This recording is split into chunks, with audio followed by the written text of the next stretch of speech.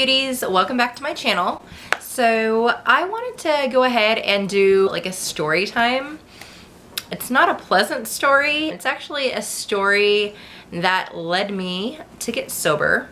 It's a story that opened my eyes to like the destruction that I was causing in my life in 2009. I think it's a big part of my life and how I've gotten to where I am today. It's gotten me to want to work as a chemical dependency counselor. So I do think it is super important to share like my side of things and like how I got there. If you guys have any questions about it, definitely comment below. It is definitely a major turning point in my life. So here we go. 2009, it was February 26th. My best friend at the time, who actually unfortunately just passed away, as weirdly as this is, this last February. It was her 30th birthday. At the time I was actually living in Sacramento, California. I was living with my grandmother. I was helping take care of her. She was, I want to say 88. And so I told her I was going up to Redding and I was going to be up there for the weekend for Sarah's birthday. I had my dad's, one of my dad's best friends come over and like stay with my grandma just to make sure she was okay. Then I went up to Redding, which is about 2.5 hours north of Sacramento. I drove up there the day before her birthday. I remember getting up there immediately and getting a hotel room just because I didn't want to stay at my dad's house because I knew there was going to be some drinking, some partying. My dad kind of lived about 10 miles out from the city, so I didn't want to be drinking and driving. So the first night that I was there, I remember going to a bar. I was a big pool player back in the day. I used to hustle pool. I played pool when I was shit-faced drunk. Like, I was up for pool no matter what. I went to this first bar. It was like a sports bar, and I remember playing pool there. I must have had like 4 or 5 beers. I was there by myself, but I was like talking to people, playing pool against people. And I just remember getting to that point where I was like, okay, like I'm gonna leave now. I'm gonna go back to the motel room and like stay there. And then, you know, the next day, I'll like get together with my friend Sarah and like go celebrate her birthday with her.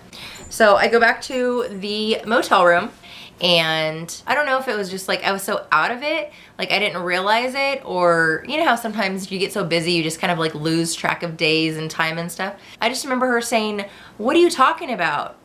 Tomorrow's not my birthday, it's today."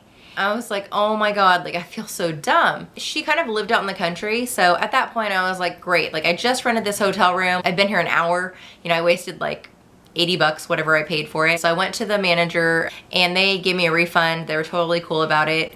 So I ended up getting in my car, driving out actually towards where my friend lived, but I actually went to another friend's house because I hadn't been back home in a while. So I thought I would stop by one of my best friend's house and just say hi to her and the kids. So I go to my friend Romina's house and, you know, I say hi to her and the kids, and like she asked me what my plans were, and I told her that my plan was to go, you know, visit Sarah. It was her birthday. She immediately is just like, be careful. You're going to Sarah's, like you're already drinking, like just be careful.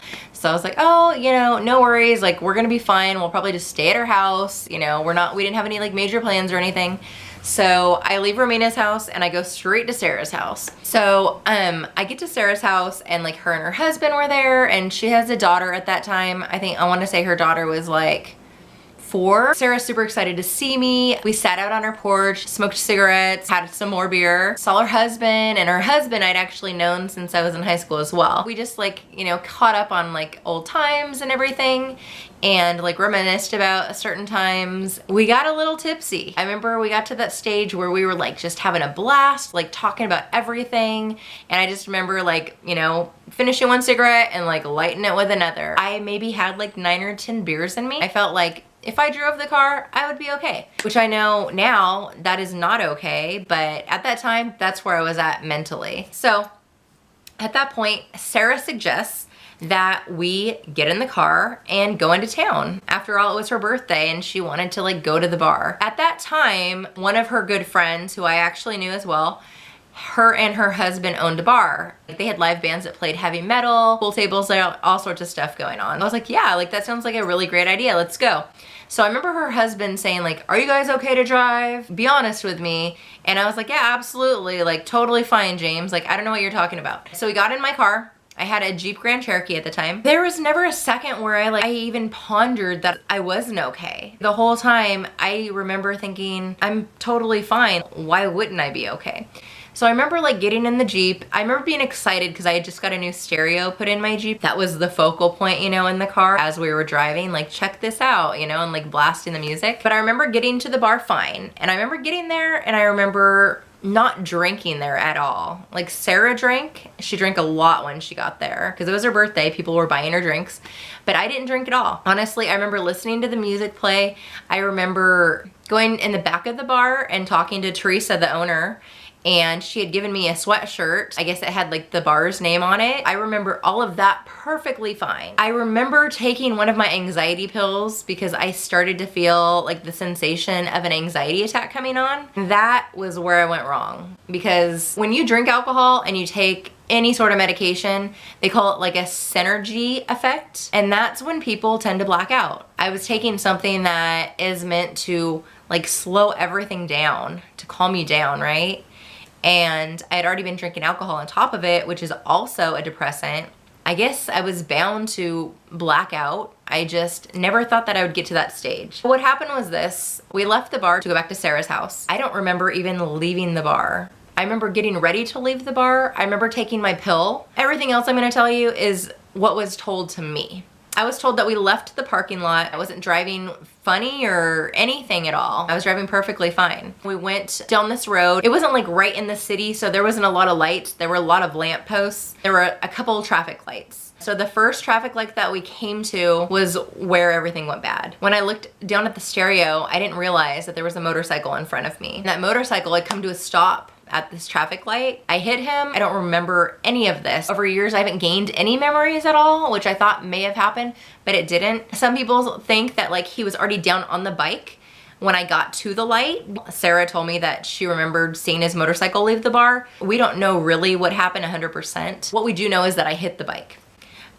After I hit the bike, she said that I thought like a squirrel or something had gone in front of me and I had hit it, like a deer or something like that. Like it was one side of the vehicle. And she said we went through the light, we like pulled over as soon as we could, which was on the other side of this lamppost. She said she got out of the vehicle and like walked around to look and see, you know, what ran in front of us. She said I got out as well, and like we both looked and we didn't see anything. Like I said, it was dark, so it'd be really hard to see anything because it was like, I want to say 1 in the morning maybe. We couldn't see anything. So we did what we thought, you know, was best, and we proceeded to drive back to her house. Didn't think anything of anything. I'm guessing I was drunk. I was blacked out, so I don't remember. I mean, I drank a lot and I had taken a pill, so I'm sure I was just really out of it. I know she was really out of it, and all I know is that we went to bed. I woke up the next morning and James, her husband, came out there and he's like, did you guys ever happen to check on the computer last night to see if there were any accidents? I said, no, like we didn't check that at all.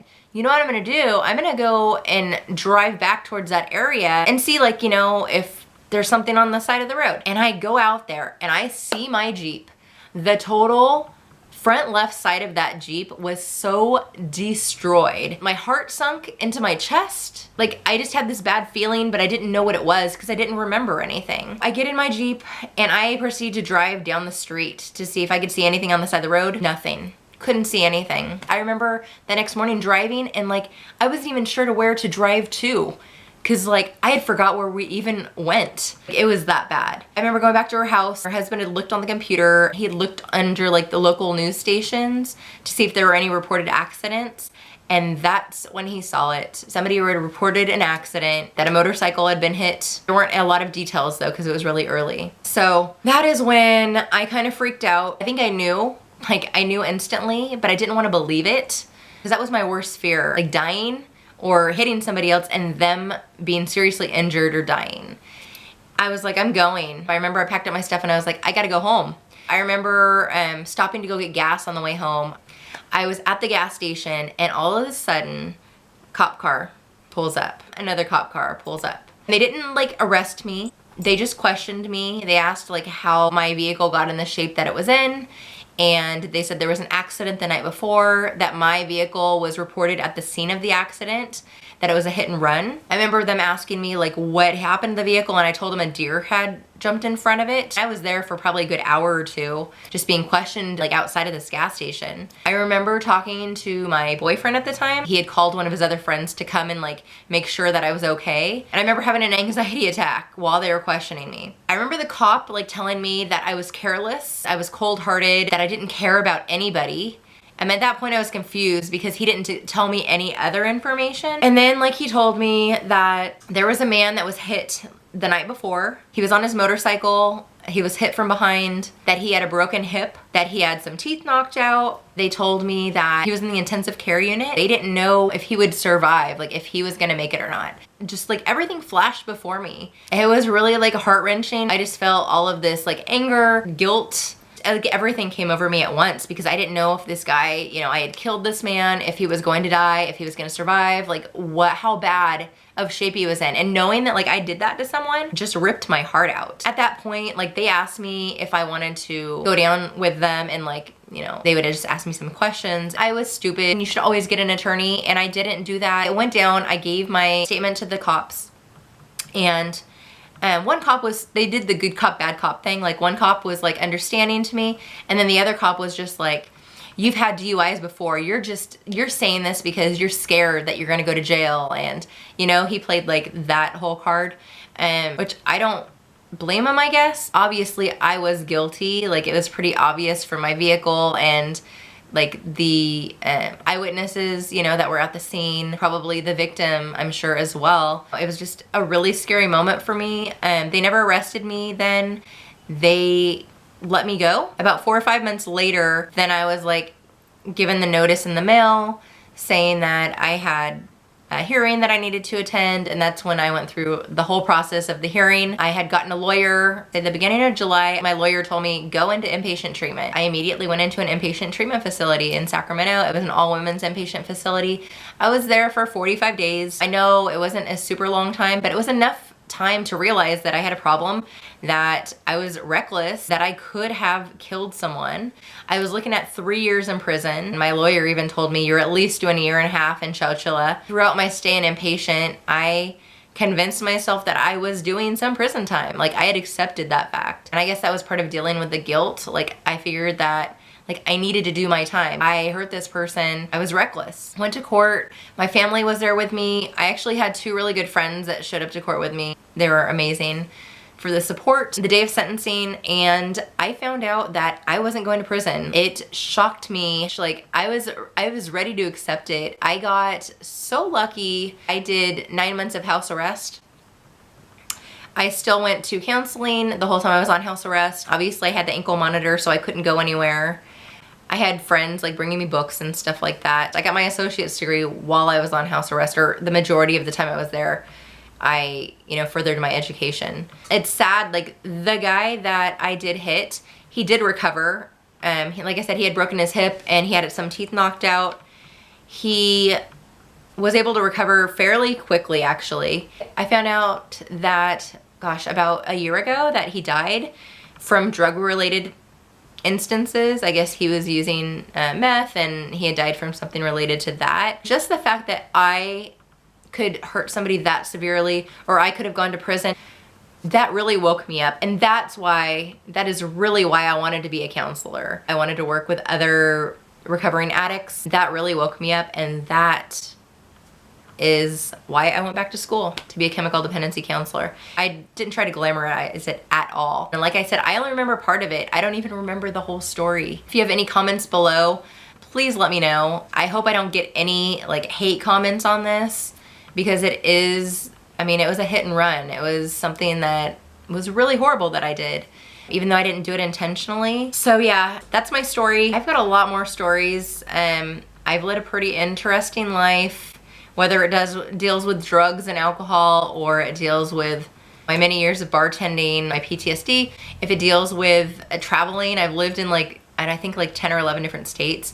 If you guys have any questions about anything, let me know. I'll try and do maybe some more of these type of videos, like storytelling type of videos. If you did like this video, please like this video. I would appreciate it greatly. If you're new to this channel, please hit subscribe. Please join our Secret Life of a Prison Wife family. We're happy to have you here. So thank you guys for watching. I appreciate it so much. I love you guys.